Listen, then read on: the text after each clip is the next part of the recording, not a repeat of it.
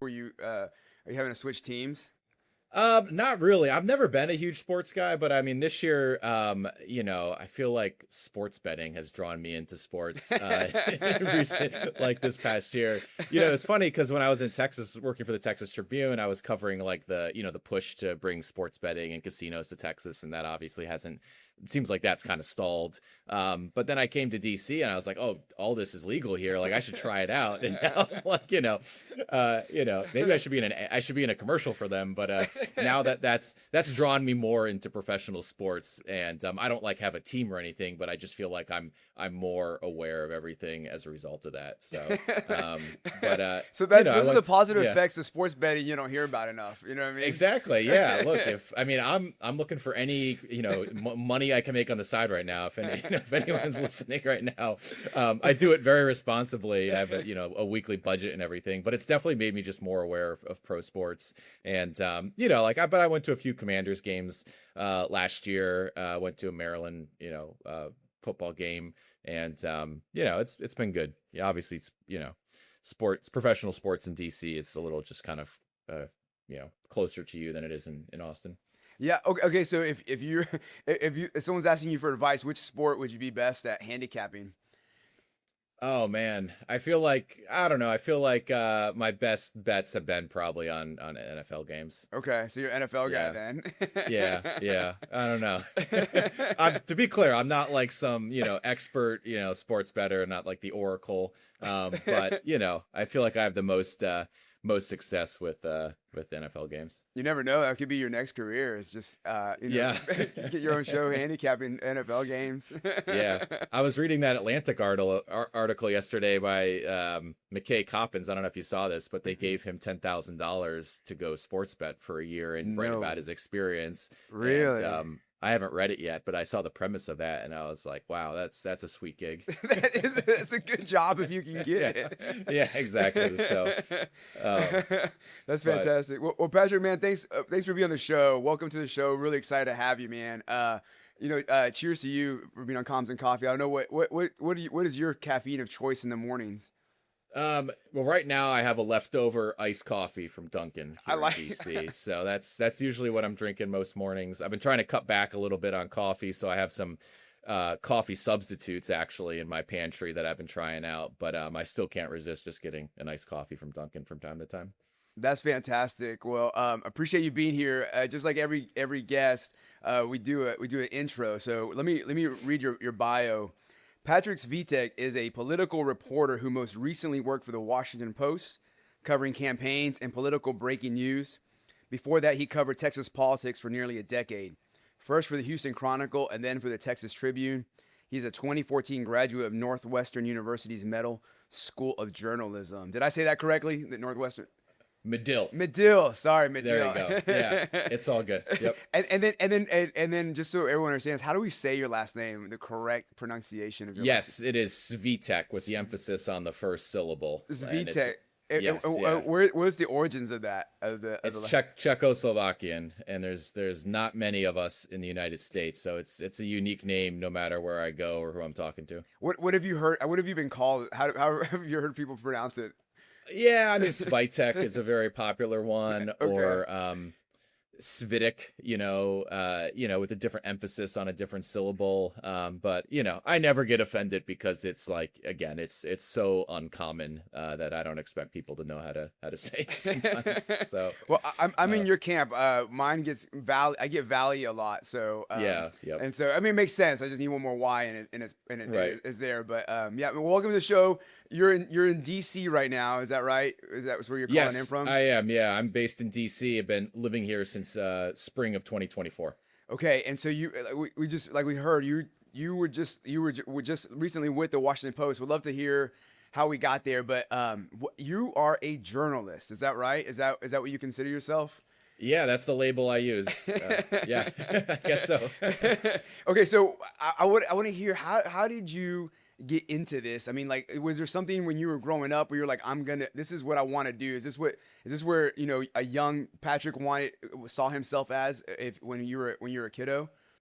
Yeah, I'm one of those people who was fortunate or unfortunate enough to know pretty much what I wanted to do from a very young age. I mean, I've been involved in student publications ever since elementary school. I grew up in Wow. Connecticut. My elementary school there had a student newspaper where, we were literally, clipping, we would write something in Microsoft Word, print it out, clip it, and put it on a big, piece of newsprint and, copy that then and circulate it to the school. So I was always involved in student publications. In middle school, I was on the student newspaper, did the yearbook. I think there was even a quarterly magazine I contributed to. Then in high school, I got very involved in the student newspaper, was the editor of the student newspaper. In college, got very involved again in the student newspaper, had a number of editor roles there. And so it's just something that I've always been drawn to. I did not start off covering really hard news. I think, like, if I think back to my earliest days on the student newspaper in elementary school, I reviewed movies and music, and I really liked that. And I was like kind of a young cultural commentator. But over the years, I just got drawn more to the traditional side of it and liked covering news and and politics eventually. What did your parents think about you being so into being a journalist, like and covering things? Like, were you going to movies and writing things down as soon as you came out of the movie to put in the paper? Yeah, I mean, I think they liked it as at a young age, and then obviously you get closer to picking a career, and your parents see how unstable and unpredictable the media industry is, and I think that the charm of it kind of wore off. But they've been very supportive of me, in my adult life. But it definitely is like one of those career fields that as you get closer to actually having to enter the profession and deal with all the volatility of the profession, that may spook your typical parent a little more. Worried about you being able to feed yourself, I bet. Right, yeah. They saw that. Okay, so so after Connecticut, where did you go to school? You went to Northwestern? Yeah, Did so you move out there? I grew up in both Connecticut and Indiana. In middle school, my family moved from Connecticut to Indiana, and so that's kind of how I got to the Midwest. And then I went to college at Northwestern University in Chicago, and went to the journalism school there in 2010. What did you think about going to journalism school? I mean, I guess looking back on it now, was that? I mean, would you still recommend that today to people wanting to get into journalism, like to go in to actually to major in journalism?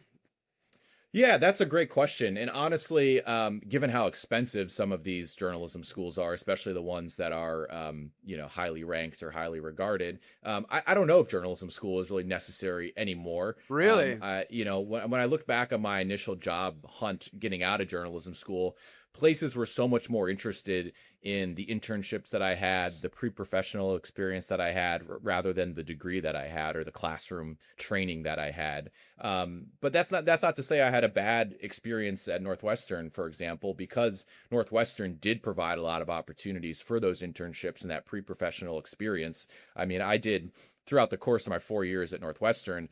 I did, 3 to 4 different internships, at different points throughout the year too. These weren't just like your typical, 10-week summer internships. And in fact, I think this is a great illustration of, how flexible the program was there. When I was I believe a sophomore, they let me take off the entire winter quarter to go intern full time for the Chicago Tribune. Did you really? Yeah, and so I had to make up some of those classes the following summer, Yeah. but that was just a great illustration of how the school really put an emphasis on those internships and that pre-professional experience, Yeah. and really was flexible and made space for you to go pursue it as a student. And as a sophomore, going into Chicago every day, working for the Chicago Tribune, that was like an amazing experience, and I felt like I was really on a strong trajectory. So, to get back to the premise of your question, yeah, I mean, maybe these journalism schools aren't as necessary as they once were, but if you have a place like Northwestern that is really invested in connecting you with those internship opportunities and giving you the flexibility in your schedule to go chase them, then yeah, go to that journalism school if you can. That's fantastic. So how was your experience working at the Chicago Tribune as a sophomore? Were you taken seriously? Were the journalists kind to you when you were there? Oh yeah, no, it was a very collegial newsroom. I was there at a time, and I think unfortunately this is still the case in Chicago, but I was there at a time where gun violence was a huge issue in the city, and so part of my schedule was actually coming in on Saturday mornings relatively early and they would do the initial coverage overnight of all the shootings that happened. Wow. And then Saturday morning, they would ask me, and I'm sure there are other reporters involved, they would figure out which shootings were the most kind of newsworthy to them for whatever reason. And then they would send us out to go do follow-up reporting on those shootings, whether it was, like going to find family members in different neighborhoods and ask them for their reaction and get information from them. And so that's to say, like, I was thrown into the deep end right away. And it was great because it, forced me outside of my comfort zone. I went to neighborhoods in Chicago that your average Northwestern student, did not have any other reason to go to. Yeah. And so it was a great crash course in just like, getting out of my comfort zone journalistically, because it's, when you're working on the student newspaper on campus, you're sitting in the student center, you're surrounded by your friends, people you're really friendly with, and, you don't really have to necessarily engage with a lot of uncomfortable topics. But, doing that internship for the Tribune, doing that follow-up coverage on shootings, again, just really forced me out of my comfort zone. It was a great experience. And it's got to build that empathy for the population of America, right? Like knowing, like kind of getting outside the college atmosphere, just kind of building empathy for other people. Yeah, no, absolutely. I mean, up until that point, I, lived in suburbia, right? I mean, in Connecticut, I lived in southwestern Connecticut, basically the suburbs of New York City, then lived in Fort Wayne, Indiana, very suburban environment. And so to go from that kind of upbringing to being in journalism school, in the Chicago area, and then working in Chicago, going into different communities that I, really had no previous experience with. I mean, it really, I think, helped round out just, again, not just my journalism experience, but just life experience. Yeah, absolutely. And so what happens after you graduate? Did you have a job coming out of school? Yes, I did. So the spring of my senior year, I got a job offer to work for the Houston Chronicle in their Austin bureau. They were trying to start a new morning political newsletter. And I had some mutual connections there from previous internships. And so they had thought of me. And I, flew down to Austin, never been to, Texas before, other than just to connect through the Dallas airport going to California or something like that. And so it was my first time in Austin, did a bunch of interviews in a very hot, sweaty, day in Austin. And then I think I got the job offer like 2 weeks later. And I was thrilled. I mean, Texas felt very foreign to me at that time. Yeah. But at the same time, I was just deeply into politics and very interested in politics. And I knew that Texas was a major political battleground. It was the summer of 2014. Okay.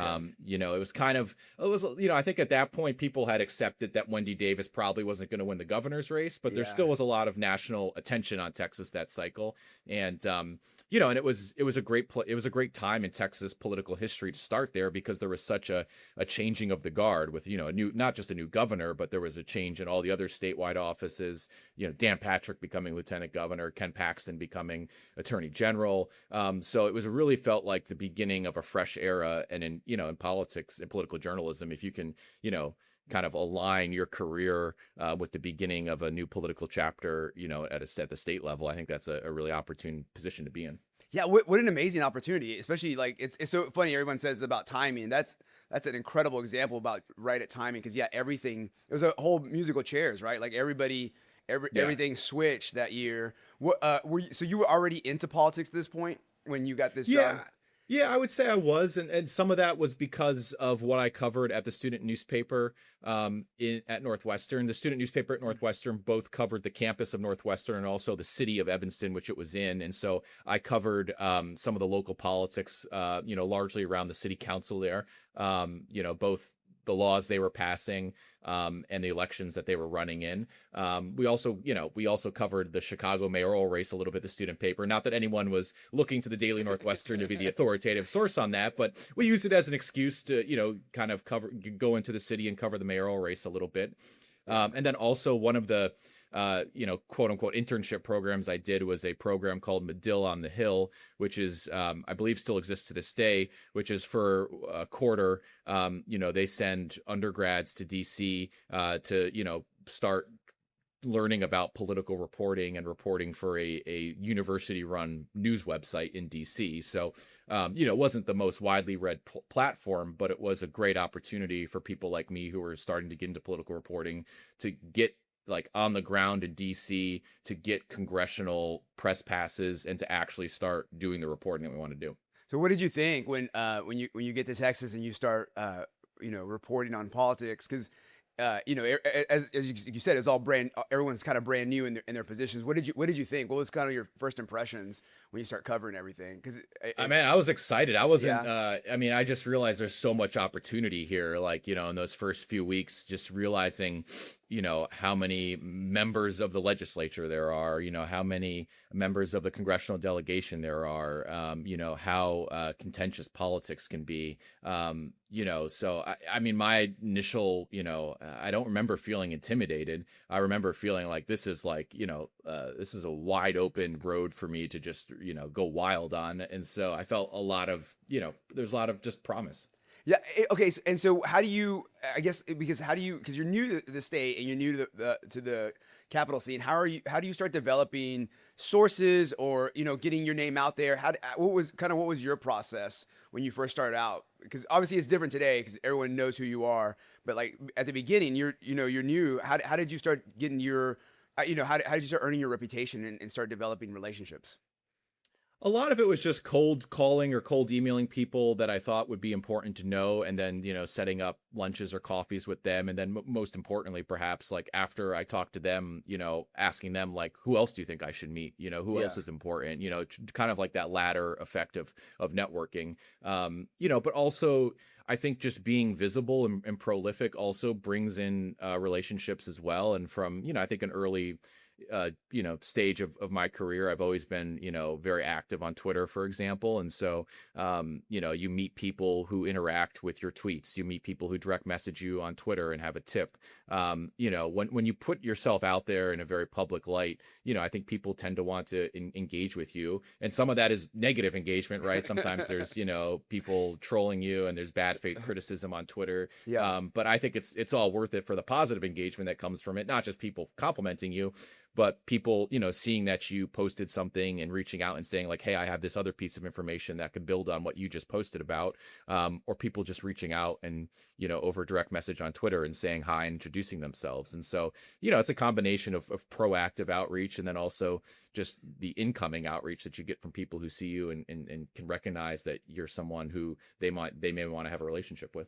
And what did you think about the environment for the press that then versus kind of how it is now?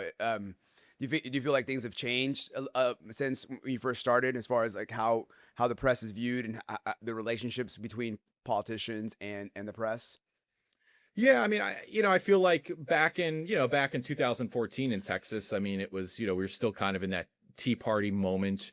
Ted Cruz was still really, I think, ascendant politically under that Tea Party banner. And so I felt like hostility toward the press was kind of standard back then in some ways.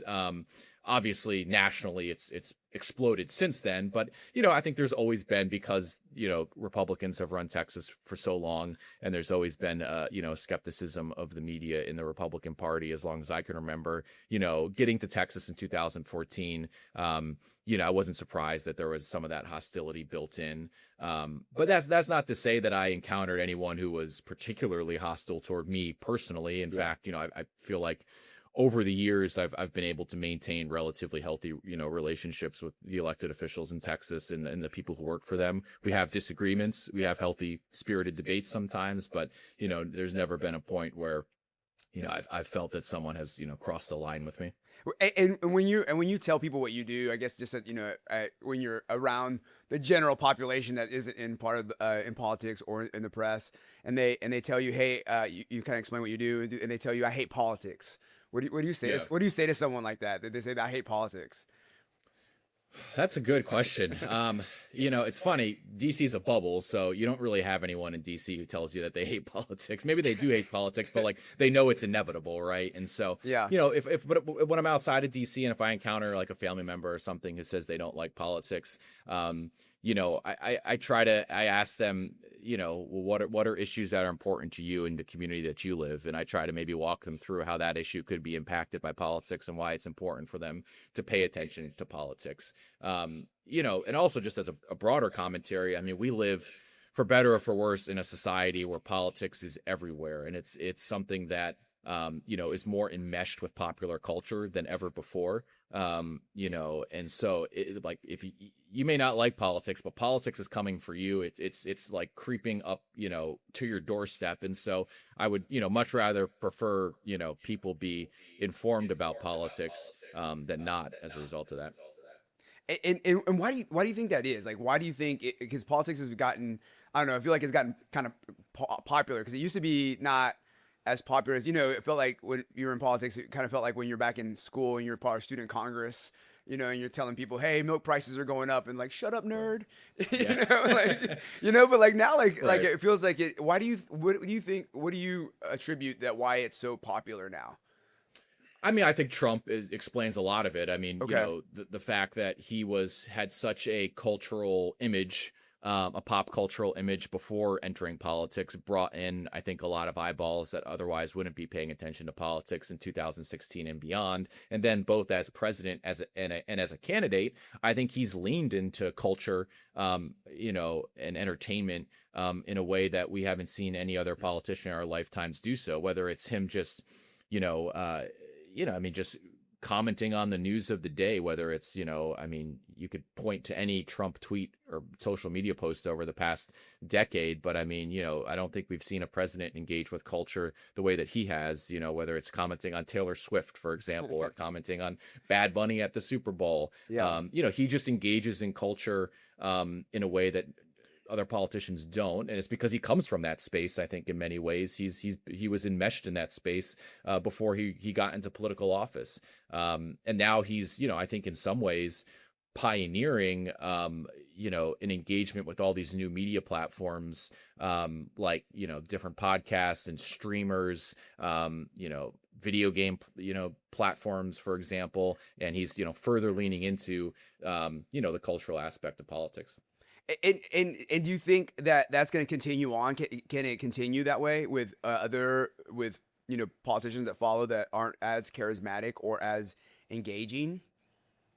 Yeah, I mean, I think we're gonna. I mean, the Democratic Party has obviously learned some lessons from 2024, and not that they didn't go on podcasts in 2024 or whatnot, but I mean, they're definitely in this next presidential election cycle, and to a lesser extent in the midterm cycle, I'm sure they're going to be trying to find all these new media platforms to go on to get in front of different audiences that are out of reach of traditional journalists like myself. And so, yeah, I think that trend is definitely going to continue by both major parties.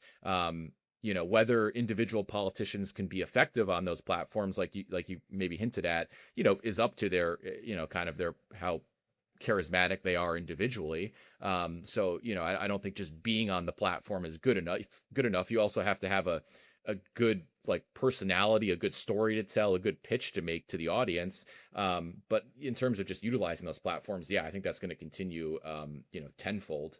And does that make your job easier or harder as a journalist? Because I mean, it seems like there's more exposure for them, but does that make it harder for you, or what are your thoughts on that as far as you doing your job? Yeah, I mean, there are pros and cons to that. I guess the obvious con is that, it probably leaves less access to those politicians for traditional journalists like myself.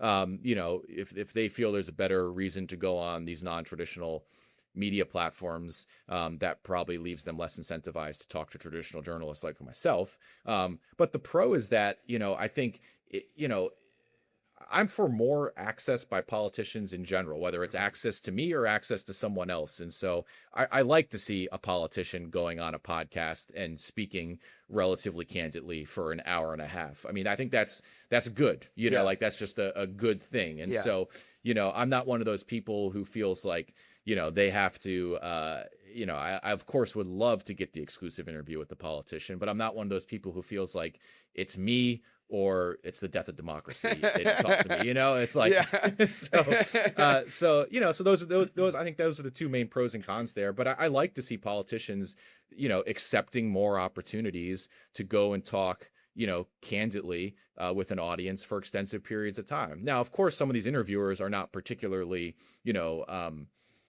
adversarial and don't push back and sometimes don't fact check. And so that's, of course, another con. I mean, you of course, during the 2024 presidential election, saw Trump go on some of these podcasts and, say false or misleading things over the course of these very long conversations with little pushback or correcting from the host. And so that is a concern for me as a traditional journalist.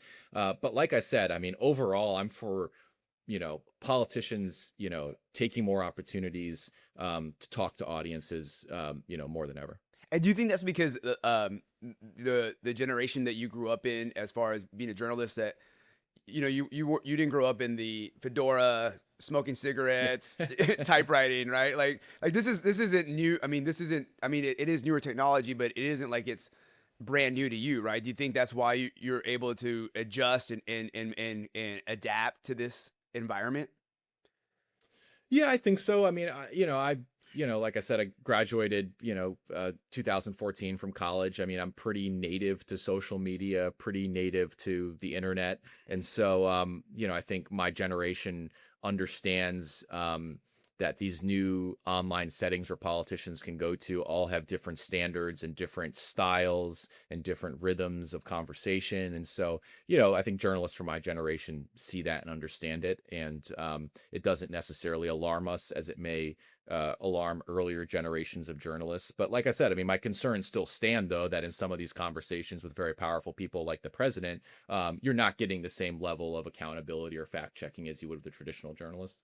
And what does that where does that leave you then at that point? If there is something that comes in that isn't true, does that help you write a story? Say, hey, these are actually does that provide I guess material for you as a journalist to say, hey, this is actually what's going on. This is the actual truth. Is that part of what you have to do now? Yeah, I think so. I mean, depending on the, you have to, you have limited time during the day, so you have to pick your spots where you choose to engage like that. But yeah, I mean, during the last presidential election, for example, I mean, when I was at the Washington Post, I mean, whether it was me or other reporters covering these interviews that Trump was doing, there was fact checking in the story on the interview that he was doing with someone who was not the Washington Post. And so, yeah, I think you especially in those high profile, high stakes moments, like in the height of a presidential election where a candidate, whether it's Trump or anyone else, or Kamala Harris or Joe Biden is going on a podcast and saying something that's not entirely correct or misleading. I do think the traditional journalist should cover it in a way that calls it out. And okay, so, I want to talk about your time here in Texas. You became one of the best journalists in Texas. You were well known throughout the state and well known throughout the capital, and kind of like that staple of reporting here in Texas. How did you build that reputation where people could trust you and go to you and rely on you? How did you build that trust? Especially like you said, like you came up during this time of, you were in the age of rage, AI, misinformation, all this stuff. How were you able to build that kind of trust with the community of folks in a time where people were, when the press was starting to get this reputation? Like you said, it was getting a little bit more, it was getting escalated, a kind of this anti-press movement. How were you able to maintain and build that reputation and those relationships? I think one aspect of it is, I try to be very transparent and honest with sources on the front end of stories, and then on the back end or also after stories published. And, what does that look like in practice? I mean, that looks like, telling someone like, this is the story that I'm running at right now, and this is how I think that your boss is going to be involved in it, for example, and this is the exact points that I want them to address for this story, or this is how you could be helpful to me in better understanding the story if you disagree with the premise. And so having a good, transparent dialogue with staff and officials on the front end of the story, and then on the post-publication side of the story, if someone does have a complaint in good faith, engaging with them, Yeah. and if there are changes that need to be made to the story, doing so quickly and transparently to our audience, and also just hearing out criticism, again, good faith criticism. And I've told people, maybe I did phrase that the wrong way, maybe next time this is a better way to think about it. Yeah. These aren't, to be clear, these aren't, factual errors. Of course, factual errors get acknowledged and corrected immediately, but there's all this other stuff, just subjective things in a story that you have a dialogue with sources about. And, I just try to be very upfront with people, about, what went right or what went wrong in the reporting process or the writing process, and how that could change in the future. And I think people appreciate that. And so I think, that kind of dialogue with sources is helps build trust. And then just like a curiosity, a natural curiosity about everything, going on in Texas politics, I think helped me build trust too. I mean, when I was at the Tribune, I covered elections at literally every level. I mean, we covered some city council races if we thought they were of statewide interest. And so, really showing an interest in everything that could have an impact on statewide politics, I think people appreciated that. And they saw that it wasn't an interest just necessarily on behalf of one party or one ideological cause. They saw that I was just as interested in fights happening within the Democratic Party as I was interested in fights happening within the Republican Party. I think that, obviously, journalists have a bit of a bias toward conflict, but I think people appreciated it, that it was a bipartisan bias toward conflict. And so, people could see that my interests were genuine and they span the political spectrum. And does that take time to build for them to understand that you're not an advocate, you're a journalist? Does that take time? Sure. I think sometimes different sources, it takes, a while for them to warm up to you. I mean, it wasn't, there's some people that in Texas, I really never got to know until year 4 or 5 that I was there, even though they had been involved in politics that whole time. And it was probably just because, it just took that long for them to see me doing my job in a trustworthy way, for them to finally feel comfortable talking to me. And, some people just need to see the track record, I think, of reliability and trustworthiness before they reach out. And then after that, when you actually, are people, have you ever felt that people try to use you to push a story against an opponent? Have you ever had that where like they feed you and if so, sure, every day. I mean, every day. I mean, that's part of the push and pull of political reporting. I mean, yeah.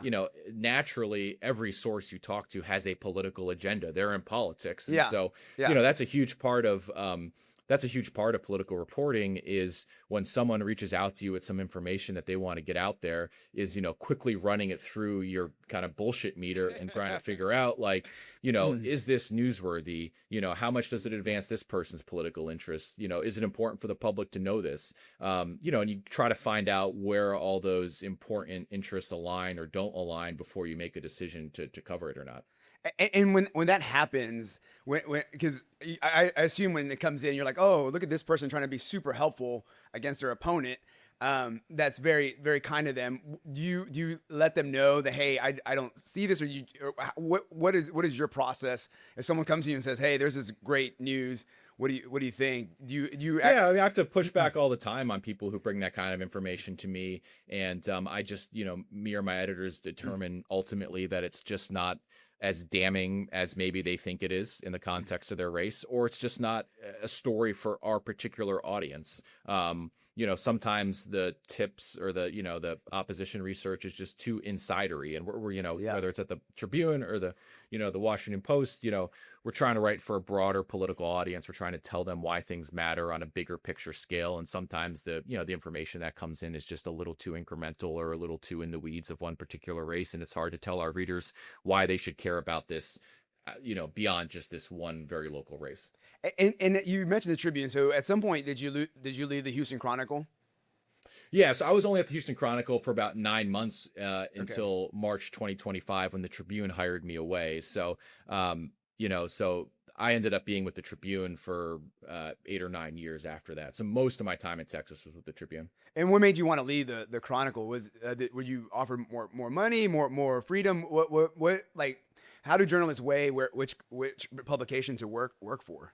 Yeah, I didn't necessarily have a bad experience at the Chronicle. I just, was drawn by the kind of, very dynamic, exciting startup culture that the Tribune had at the time, and I think still has in some ways to this day. I mean, this was 2015, and the Tribune was still a relatively young news organization. And after speaking with people there, I realized it was a great place for someone like me, who was a very high metabolism political reporter at the beginning of their career, who was willing to put in long hours, who was willing to travel the state. And also the presidential election was coming up in 2016. 2016, and we knew that Rick Perry was going to run for president again. We knew Ted Cruz was going to run for president again, and the Texas Tribune was pretty committed to covering that as a major Texas story. And so I think that was part of their pitch to me as well, was that I could be part of the team that covers the Texas-based presidential candidates, and they made good on that. I mean, they put me on the campaign trail with Rick Perry and Ted Cruz,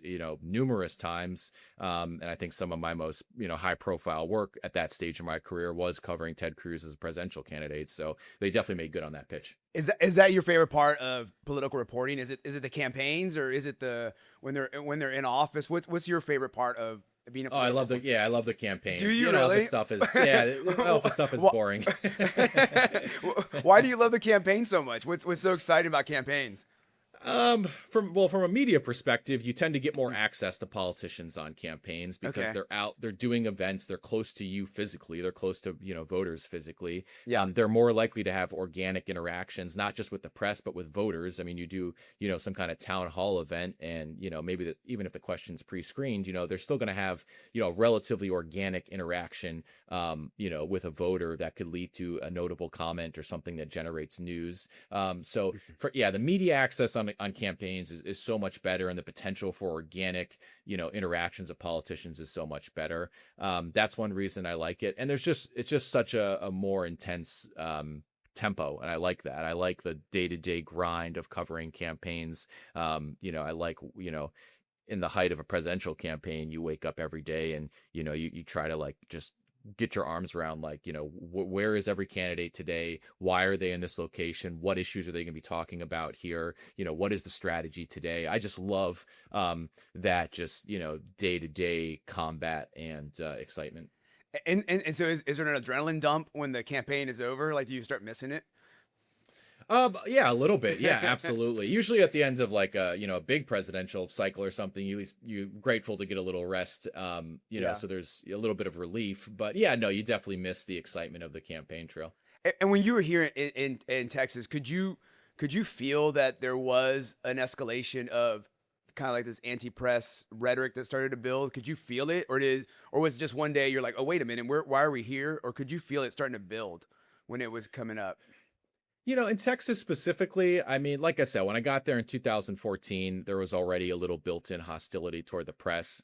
And, I've thought that it's been relatively stable in Texas throughout the time I was there. I didn't feel like it necessarily escalated. Okay. I guess one notable way in which it escalated is that the Lieutenant Governor, Dan Patrick, has, I think over the years exhibited more control over press credentialing in the Senate. Okay. And he's curtailed access in the Senate. And so that's been concerning. But otherwise, in terms of the personal disposition by politicians toward the press, I don't know. I didn't feel like when I was there it necessarily escalated in a concerning way, which maybe surprised people to hear that, because obviously at the national level with Trump in office, the hostility toward the press has gone off the charts, and people would think that maybe because of how Trumpy Texas has become, that the politicians there would,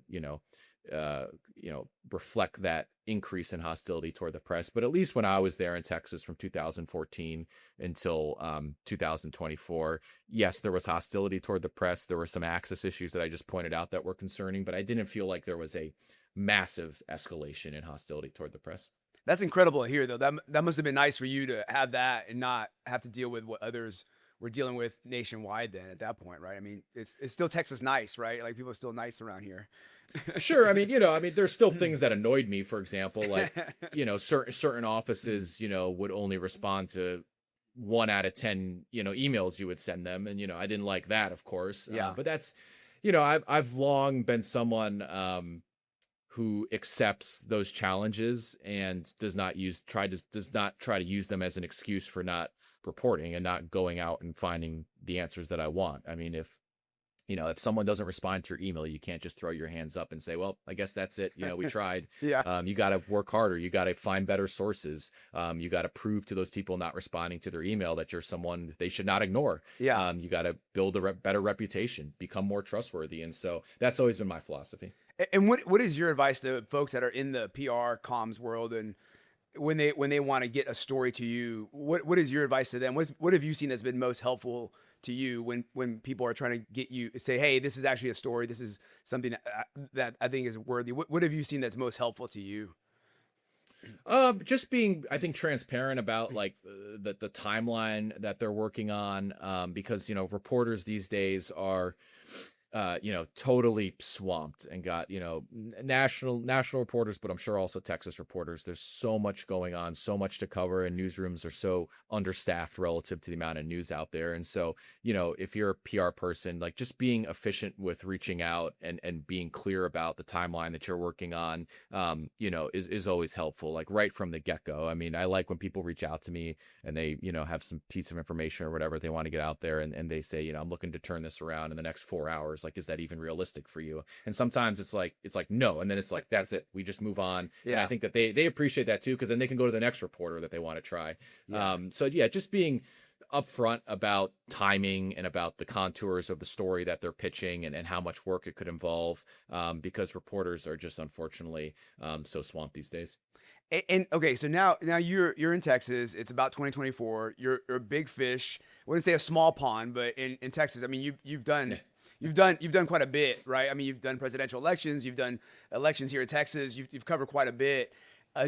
What made you want to leave Texas? What did we do to you? Well, Texas was very great to me, and there was nothing that was necessarily pushing me out of Texas. I would have loved to, have a very long and even more, storied career in Texas. But, it had long been an ambition of mine to cover campaigns at the national level and to cover, presidential campaigns specifically at the national level. And so, realized that I had to leave Texas, to do that, given most of those jobs are based in DC. Okay. I would have loved to find a national job that would have allowed me to stay in Texas, but there weren't many places that were keen on that. And so I had been applying for some jobs, including at the Washington Post, and they reached out and made an offer to me in late 2023, and I started with them formally in February 2024 on their politics breaking news team. How did you like that? How did you like being on a national desk and in DC? I mean, like now you're in the Mecca, right? I mean, you're there, yeah. Right? I mean, that's it. What did you think? How'd that make you feel? Yeah, it was a great crash course in national politics, which of course in Texas I paid attention to national politics, yeah. But it was kind of like only to the extent it influenced Texas politics, because that was my day-to-day job. Yeah. But getting to DC on the political breaking news team at the Post and covering just all of national politics right away, was great. I mean, obviously it was a presidential election year, so I had instant exposure to that. There were also a number of competitive down ballot races in the fight for control of the House and Senate, governor's races. So I had just instant exposure to the full spectrum of national politics, Congress included. And so it was great. I mean, the political breaking news team at the Post, is often some of the first reporters to cover the most urgent developments on the campaign trail. And then sometimes the beat reporters will come in and add their reporting, add their expertise, add their context to the piece. But it was great to be part of that, like, first line of offense, I guess you could call it, covering some of those stories coming off the campaign trail, and being based in DC for most of it. And being based in DC, are you having to head over to the U.S. Capitol a lot, or where are you? Yeah. Not in this particular position. So the way the political breaking news team worked at the time at the Washington Post, was it was a very, newsroom based job, because we were expected to cover things so quickly. And so, we were watching a lot of campaign events remotely, while sometimes the Post would have like a campaign reporter on the ground at that event. But we would be watching it remotely. So we would have a nice clean stream of the, audio and video. And so if there was some kind of breaking news, we'd be best positioned to turn it around really quickly, because any reporter who's been physically at a campaign event knows that sometimes it's hard to turn that story really quickly. I mean, Wi-Fi is unreliable. Yeah. Sometimes you can't even hear exactly what the politician is saying. You're sitting in this like pen in the back of the room, elbow to elbow with other reporters. And so that's where, a team like the political breaking news team, I think, comes in and is very helpful by being based in DC, based at our desks in DC, and ready to go if there's news. Were you enjoying it? Was it more hours, or was it more stress than what you're used to? It was actually, so we worked on shifts on the political breaking news team. And so, I would work, for example, from, I would think like maybe like almost like 9 to 5, maybe we'll give her more on either end. Yeah. And then I eventually got into a shift where I worked from 7 a.m. to 3 p.m., which I actually really liked. I'm not a big morning person, but it was nice to get up and catch the morning news cycle, which DC is a much more early riser town than Austin. So there's a Yeah. lot of news that happens, before 8 a.m. That's because they don't in have breakfast DC. tacos there. They don't have I any. know. I know, That's the yeah. problem. Exactly. That would slow things down a little bit. Yeah. So yeah, so we worked in shifts, and so my schedule was actually pretty defined, which I liked, at least at first, coming from Texas where I was covering everything at every hour. It was nice to have a little more certainty to my schedule. That is nice. And so, how long were you doing that? Yeah, so I was on the political breaking news team through the 2024 election, through the transition to the new administration, the beginning of the new Congress. But at the same time, I took on some other responsibilities. In early 2025, I helped co-author the Post's early brief morning newsletter, which is a political newsletter that includes the top of the newsletter is extensive reporting and analysis on some of the forward-looking issues of the day. And so that was really fun for me because the political breaking news team, as we just discussed, was very assignment driven and very, reactive to the news cycle. There was not a lot of space for pitching and writing my own stories. Okay. And so this newsletter, gave me the opportunity to have a little more freedom and autonomy and find my own stories. And so I liked that.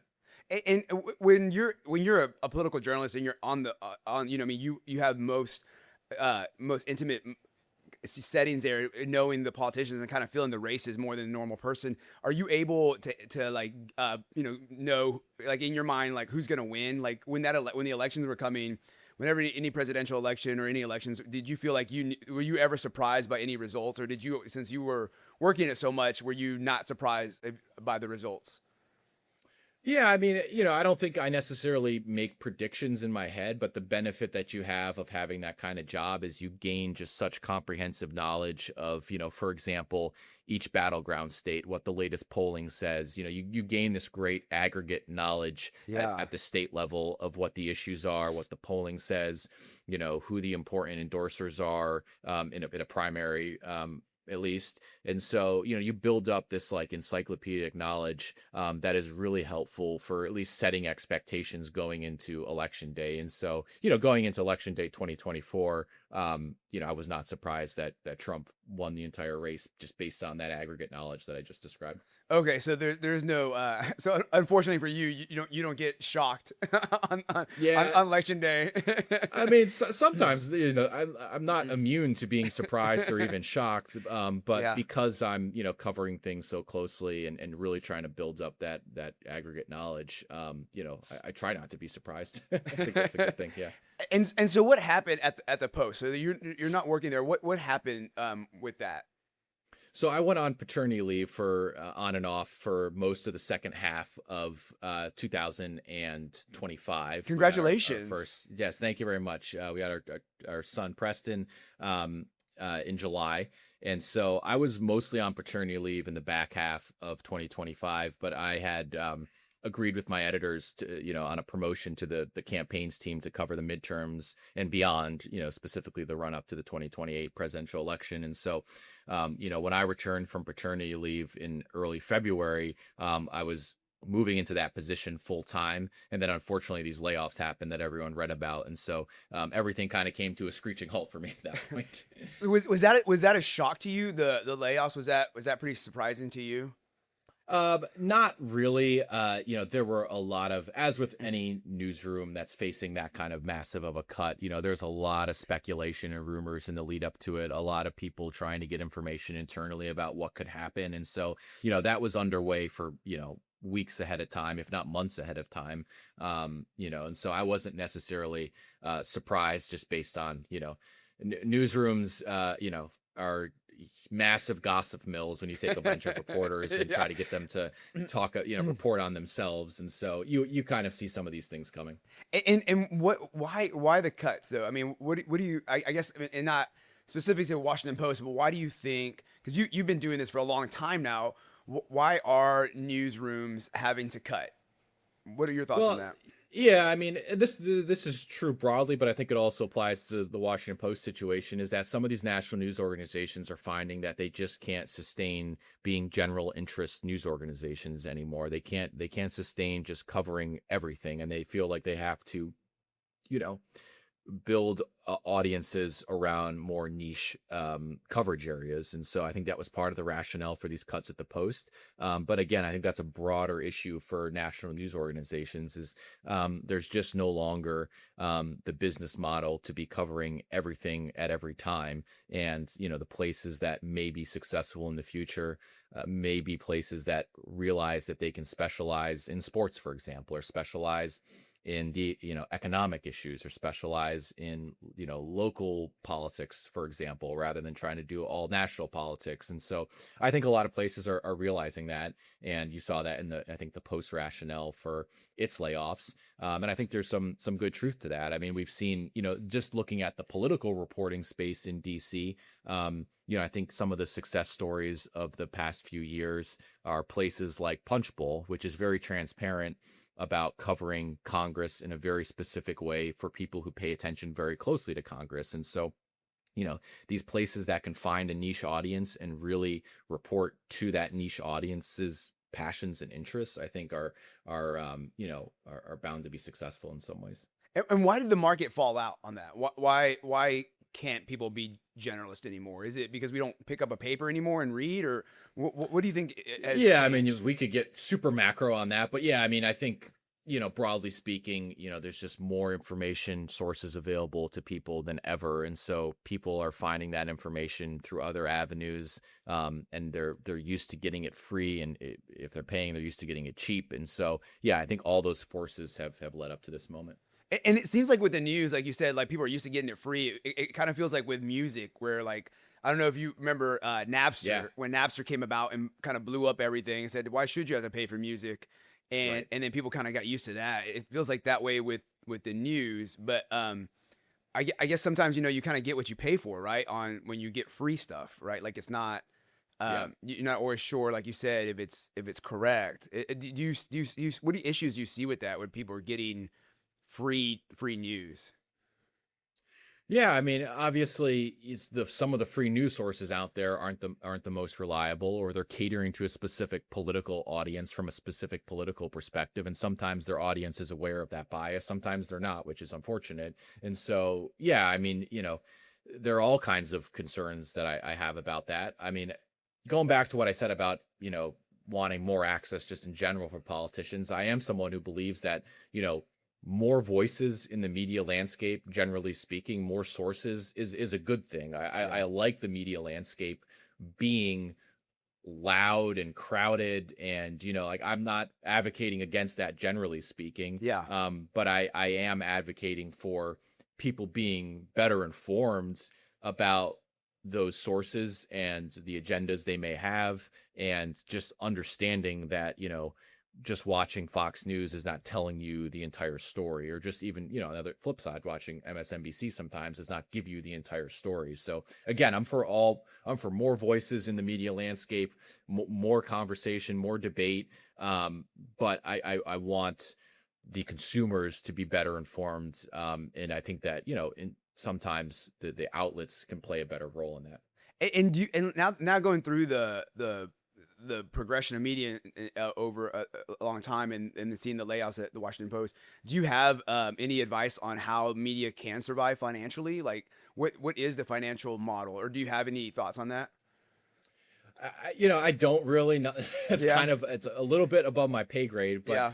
I'll just repeat what I said earlier. I do think places that are finding a good niche audience and catering to that niche audience, are finding some success right now. But that's not necessarily a good thing for the health of democracy if we're just going to have a bunch of niche publications and no one that authoritatively covers the bigger picture. Yeah. And so I don't know what the answer is to that, other than just observing that trend right now. And where do you think we're headed as far as the media? Like where are we going with the media in general? Is that what you think? We're going in more niche publications as we keep going? I think so. Yeah, I Yeah. think so. I mean, we haven't even really talked about local reporting. I do think that in Texas, for example, some of the nonprofits that cover local reporting, obviously the Tribune has dug in on local reporting, but there's also places like, I think it's the Fort Worth Report.